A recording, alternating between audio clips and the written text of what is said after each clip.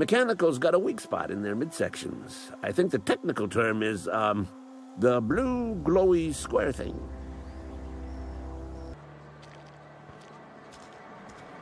Hello, wanderers, and welcome back to the Outer Worlds.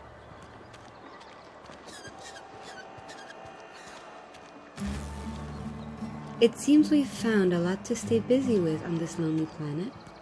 Our first order of business being collecting the outstanding gravesite piece for Silas. But first, let's pop into the general store. I'm not allowed in here. Not since the vending machine incident. Holcomb, got my eye on you, girl.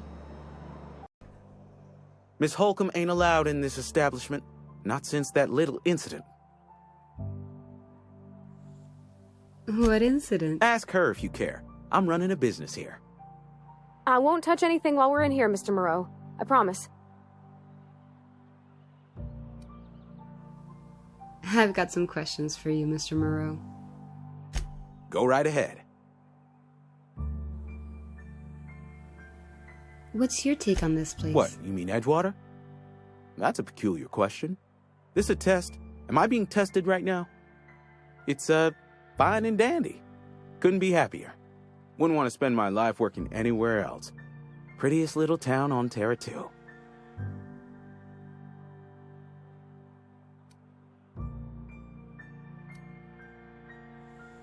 Well, I'm glad you're so optimistic. I have every reason to be. I caught a real break working in a place like this. I don't get paid for banter. Was there something you needed? Actually, there was. Go right ahead. Anyone I should watch out for? Other than yourself? Definitely the vicar. Don't get me wrong. He seems a decent man, cut from church cloth, knows his scriptures. But there's something about him that bothers me. Like he's not one of us. Sometimes I suspect he doesn't even want to be here. So, about this plague that's supposed to be going around. Plague? I don't know anything about a plague. We are the very picture of hot-blooded physical vigor. Is there a reason you feel you have to hide what's going on? You have got the wrong idea about me. I've got nothing that needs hiding. Some of us who get sick are liable to exaggerate the conditions of that sickness, but the fact is, if you work hard, you have got no cause to worry. What do you mean by that? Survival of the fittest. It ain't just a law of nature, it's company policy. Medical treatment is commensurate with our value to society. Spacer's Choice will dispense medicine for the indispensable worker. Natural selection at work. And if you don't work hard enough? Then the hand of medical science will not grace you with its touch, and you must recover on the virtue of your own grit. Listen, you mind if we talk about something else? Rambling about company policy gets me feeling all lightheaded. Let me see what you're selling. Music to my ears.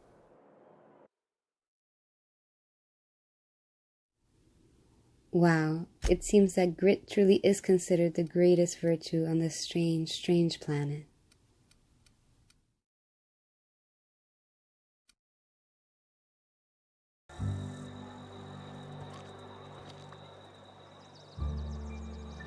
The first person we need to talk to is actually the town's barber / embalmer?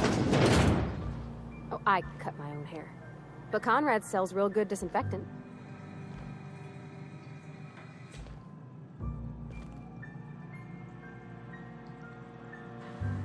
Merciful law. Is that a marauder's outfit?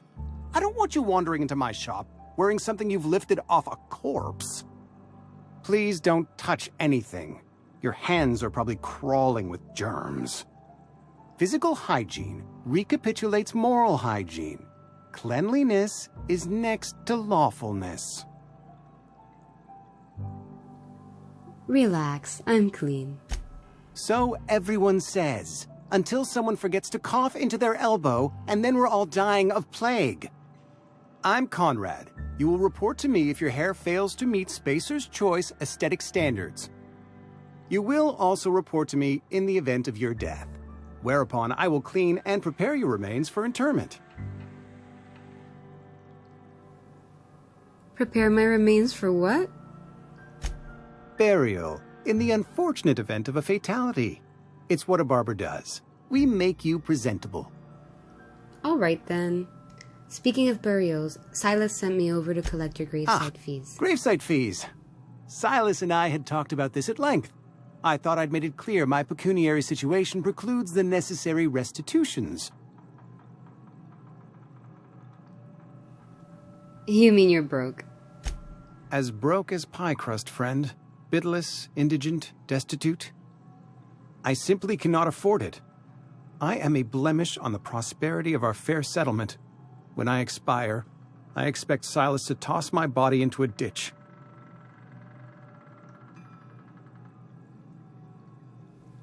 You have a very loose definition of the word prosperity. Edgewater is built on the discipline and sacrifice of its people. Say what you will about our town, but we all pull together. Tell Silas I can't afford to pay, and that I fully expect to have my medical rights revoked for this dereliction. With my apologies. Hang on, medical rights? Some time ago, I fell ill with the plague. By the grace of the law, and through my own hard work, I'd proven worthy of treatment. Frankly, I don't imagine I'll earn that right a second time. The barber work hasn't been profitable, you see. I've had to keep this old place running with my own savings. Just give Silas an IOU. Not a bad idea. But I'd need some kind of collateral. My pair of lucky clippers. No, that won't do. Your idea intrigues me, but I'm afraid I don't have anything to give Silas. I'm open to suggestions. I'll let you know if I think of anything. Much obliged.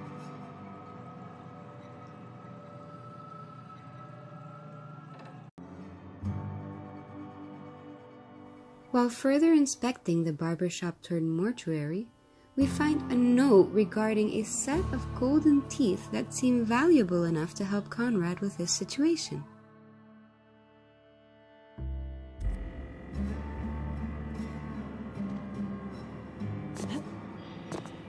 The more we learn about these gravesite fees, the more we understand that this society doesn't really see its people as humans, but entirely as property.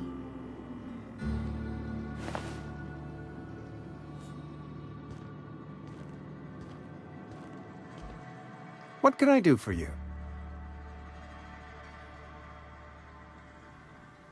I've got some questions for you.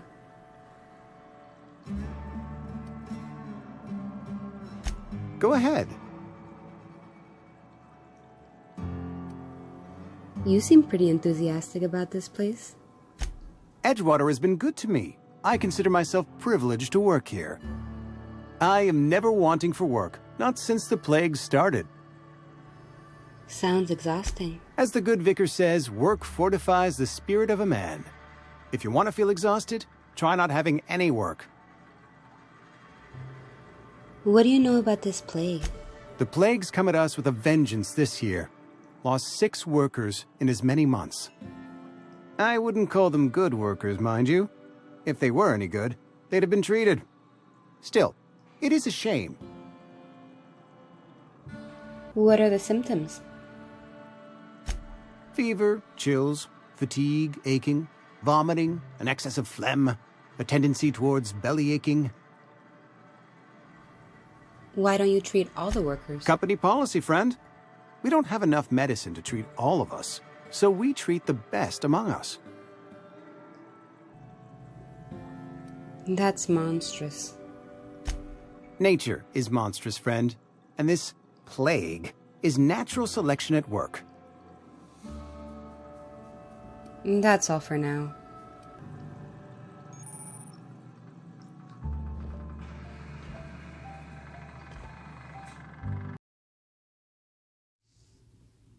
Next up, we need to pay a visit to Mr. Martin Abernathy.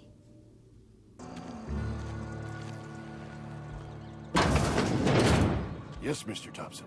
I'm fine, Mr. Thompson. Never been healthier. Yeah, you sound like you've never been healthier.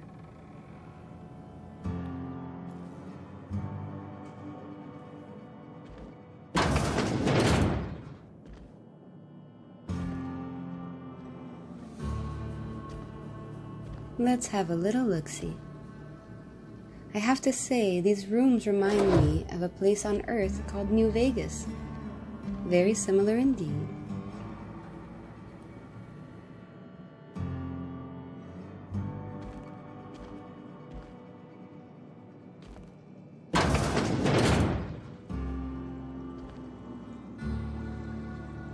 Now it sounds like old Abernathy is worried about getting back to work.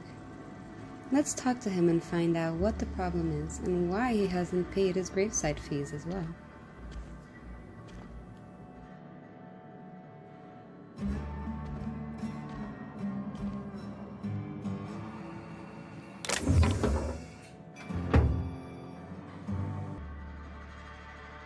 Oh, sweet merciful law! A marauder's in my domicile! Hey, take it easy. I'm not a marauder. There a reason you're running around outfitted like one of those monsters? Did Mr. Thompson send you to put the fear in me? Well, you tell Mr. Thompson I'll be right at my post. Tomorrow. Bright and early tomorrow. Because I'm definitely not plagued. As spry as a spring chicken.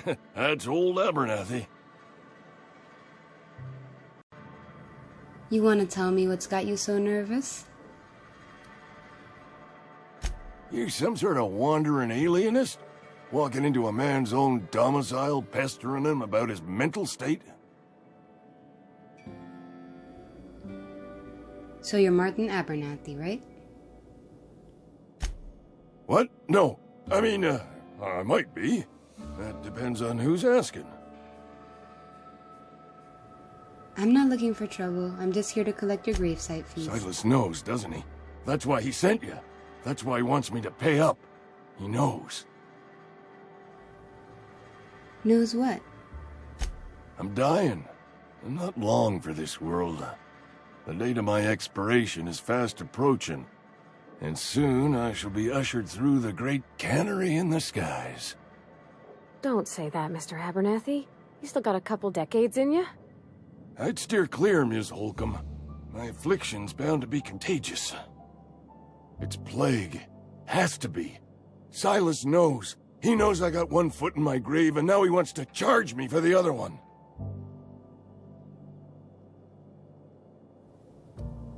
Well, I'm sorry to hear that. You are? Oh, wow. First time anyone's ever told me that. I'll pay your fees. I don't want any trouble from Silas. But if you could see a way to freelancing for me, I could really use the help.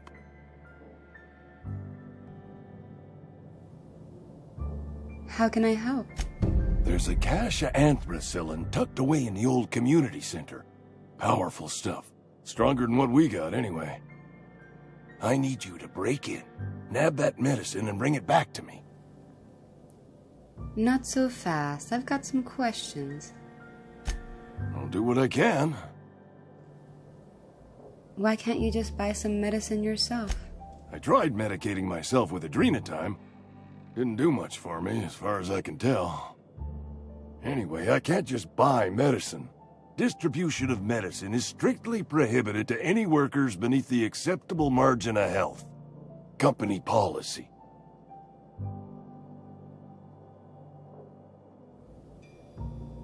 That's horrible. It is what it is. Town's got a limited supply of medicine. Medicine better spent on a body stronger and younger than mine. I assume there are guards? You will not find any guards within sight of that old place. Marauders, on the other hand. What can you tell me about these marauders? I have it on good authority. There's a gang of them squatting there. I advise stepping softly. I've heard enough. So you'll do it then? I'll do it. You oblige me with your haste. I think I feel the plague spreading. Oh, law, it's in my spleen now. I can feel it.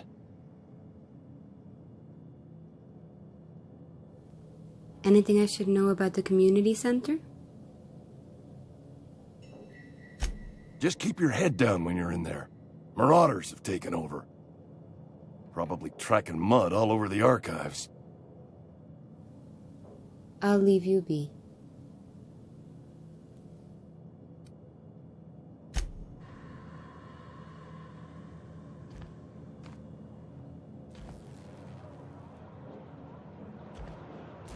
You're making a mistake working for Abernathy. We'll ask her why in a second. Where are we headed? You mentioned something earlier I wanted to ask you about. In the bar? When I asked if you were a drinker?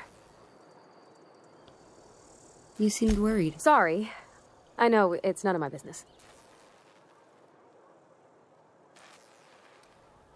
I'm gonna guess you're not much of a drinker yourself? Strong drink makes me sick. And it makes me real sad. I start thinking about things I oughtn't, and then... Well, never mind that. You got better things to think on. Sorry. If you want to talk about it, I'm here to listen. I'm sorry, I shouldn't have said anything.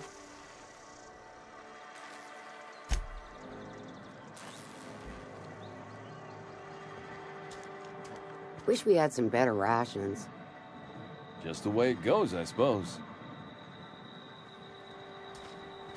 Let's talk to Esther about why she thinks we should not work with Abernathy. Excuse me. I'm Esther Blaine, Spacer's Choice Actuary. I overheard your talk with Abernathy. I hope you're not thinking about getting him that medicine. Abernathy is a well-known hypochondriac. Tell me more. All right.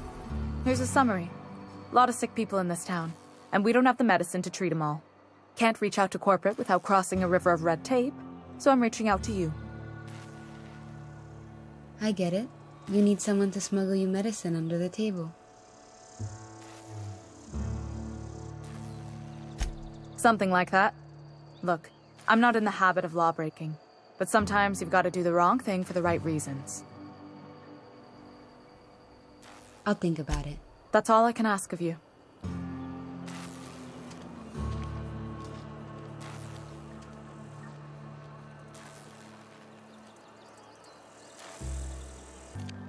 If it is true that Abernathy is a hypochondriac, and that this medicine could help more people in town, then maybe helping Esther is the right thing to do.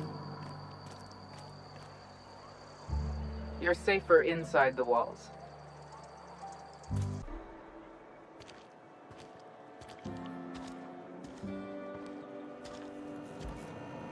Now we need to talk to Phyllis over at the Salt Tuna Cannery. She should be over on the second floor.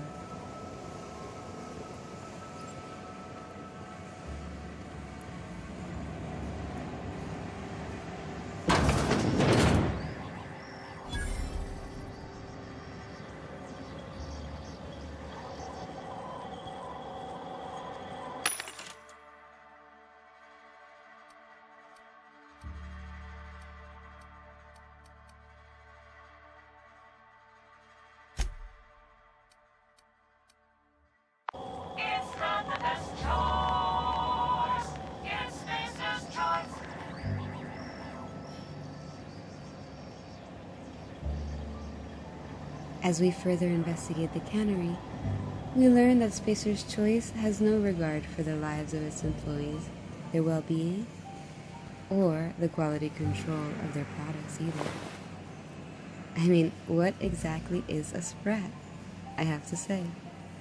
It doesn't look very appetizing, and it certainly doesn't look like salt tuna.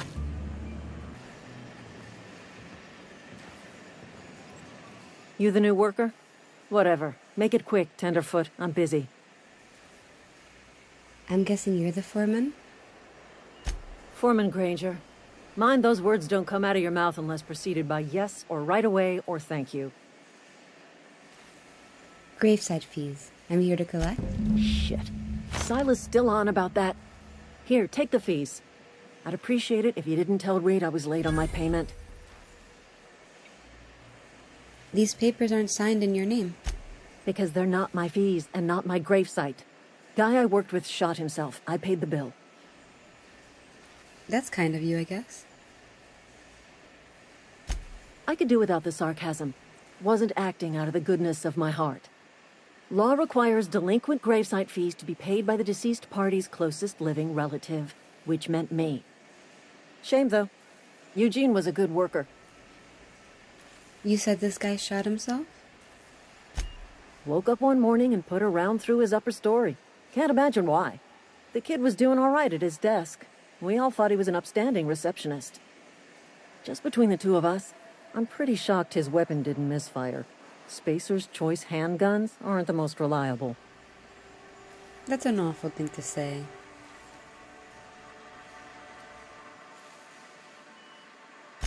Not half as awful as the bill Eugene left us with. Suicide's a crime. The legal term is irreparable damage to company property. What Eugene did to himself was vandalism.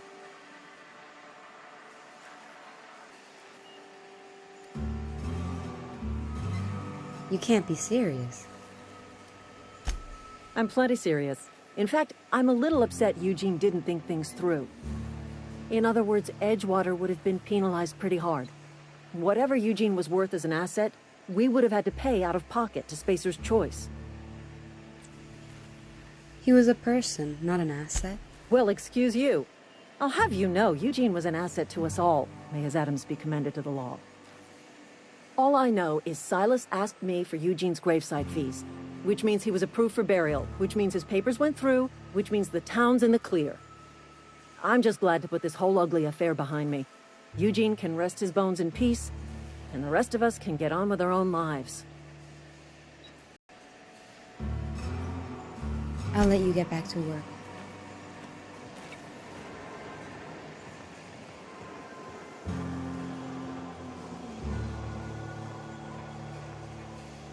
Wow. A world where taking your own life is considered an act of vandalism against the company.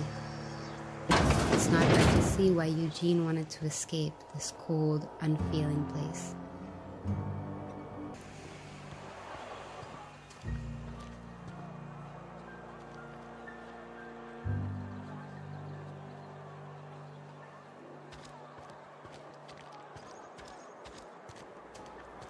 The last person we'll need to find is Ludwig Miller, who's stationed in the landing pad right outside of Edgewater.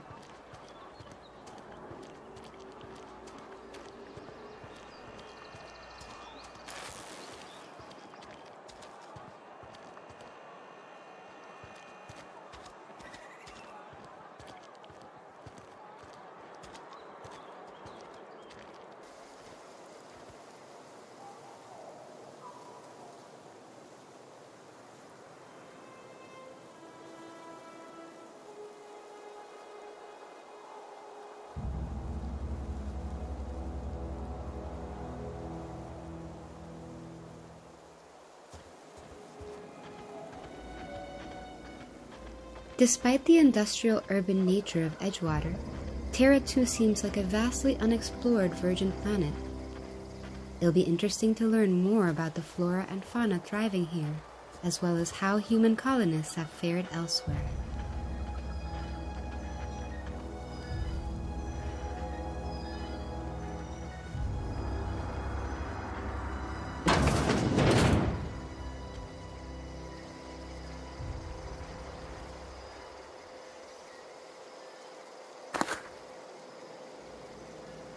This would be the perfect place for a rest and a power-up.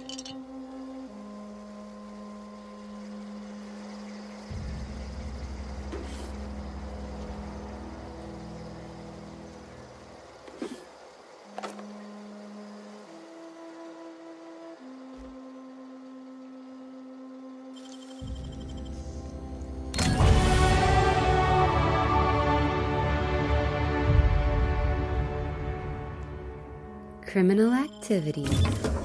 Do what you will, just don't get caught.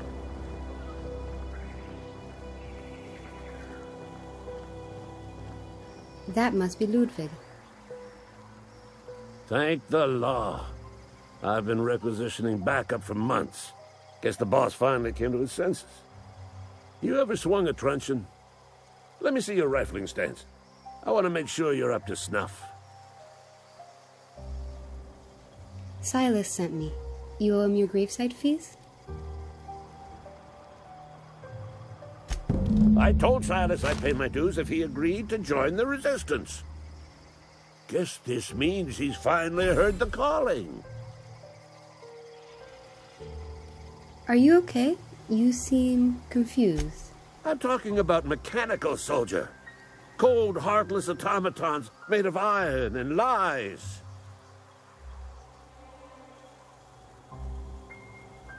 Yeah, gotta watch out for those mechanicals.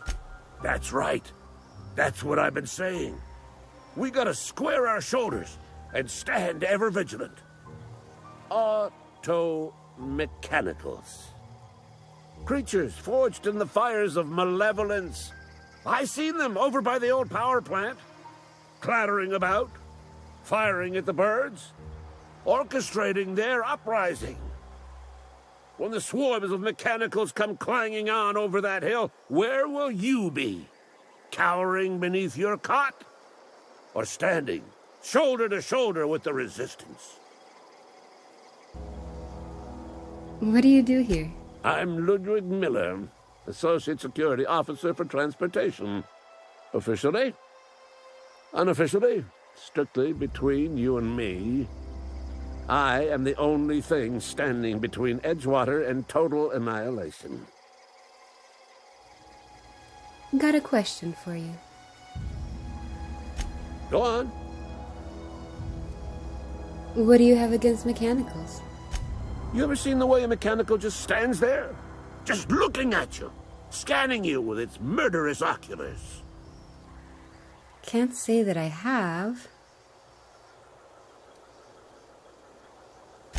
Pray to the law that you never do. A mechanical never forgets the face of its enemy.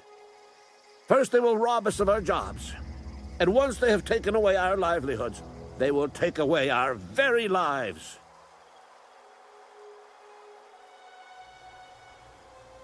If your resistance needs another gun, I am for hire. I've been gathering up a war chest over the years. Saw tuna cans, mostly, some Spacer's chaw, few bit cards. I'll reward you for your aid. Well, proper armies pay enlistment fees. Enlistment fees? Yeah, I suppose. Wouldn't want to give the resistance a bad name. What do you need done? They have sent a scout, prowling around the junkyard just behind our beloved town. This scout must not be permitted to return to its base of operations. Cross it off, then report back. If I'm going after this mechanical, I could use a few pointers. Mechanicals got a weak spot in their midsections. I think the technical term is, the blue glowy square thing. All right, I'll let you be.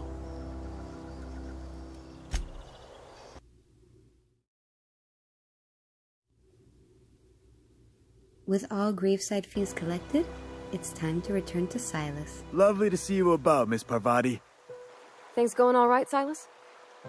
Been keeping him careful and true, miss. What are you talking about, Silas? Best to ask her yourself. My dad's buried here. Silas watches over him when I can't leave the house. I'm sorry, Parvati. Oh. Well, thanks. Something I can do for you? We need to talk about Eugene. Yeah? What about him?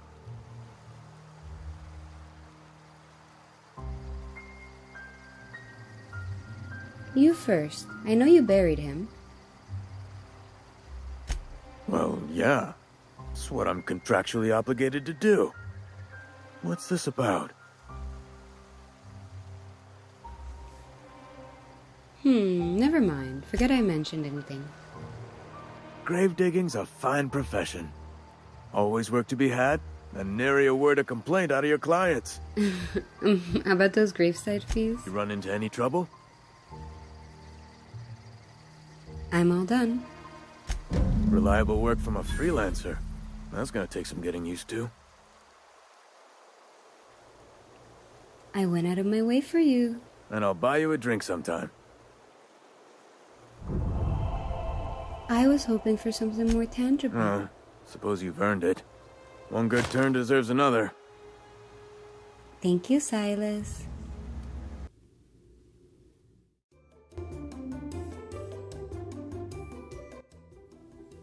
Thank you so much for joining me in another episode of The Outer Worlds. Don't forget to subscribe if you're new here.